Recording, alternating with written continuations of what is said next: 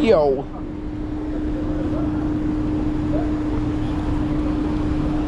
Sira na yung ano natin mga kapoche,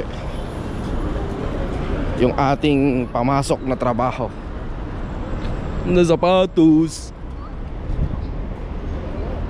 Ngayon bibili tayo. Bibili tayo ng ating ano, pamasok na sapatos. Kasi yung ginagamit nating ano, ginagamit nating pamasok napudpud ba? Pudpud na, kaya you know, maghahanap tayo. Hindi pala maghahanap, meron naman na tayong bibilhan dito. Pasok lang dito. Mura lang ang ano dito mga kapoche. Mura lang ang bilihin. Budget friendly ba?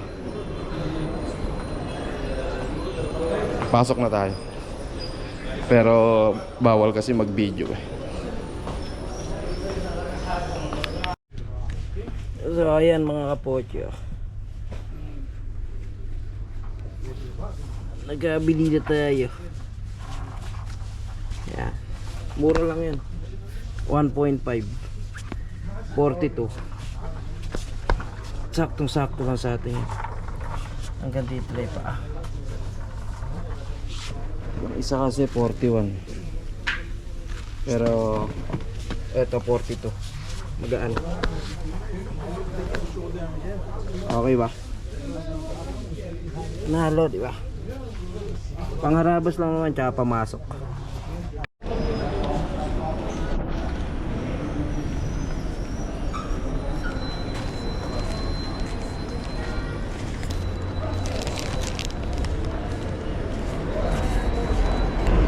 Yo mga kapoche, okay na no?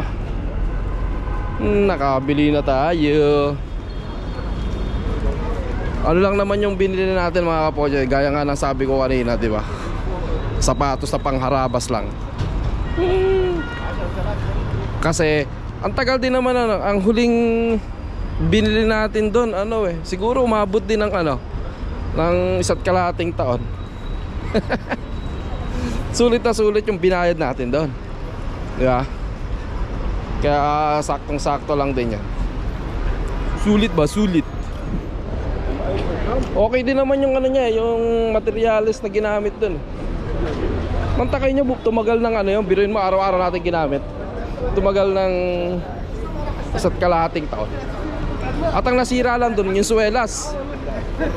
Kasi yung suwelas, ano na, nabutas na, pinapasukan na ng buhangin. Oo. Kaya ayun, siguro ang itatagal din ito, kung tumagal yun na 1.5 taon, malamang sa malamang tatagal din itong binili natin na to, di ba?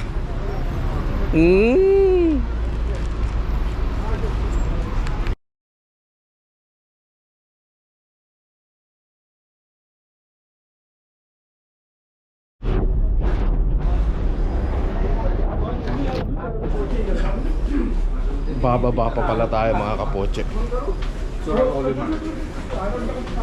Bibili tayo ng sabon sa bunganga.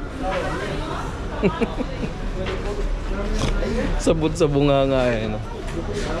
Pang sapilyo ba? Pang sapilyo. Yo, kabili na tayo. Time to go home. Punta tayo sa pugad natin.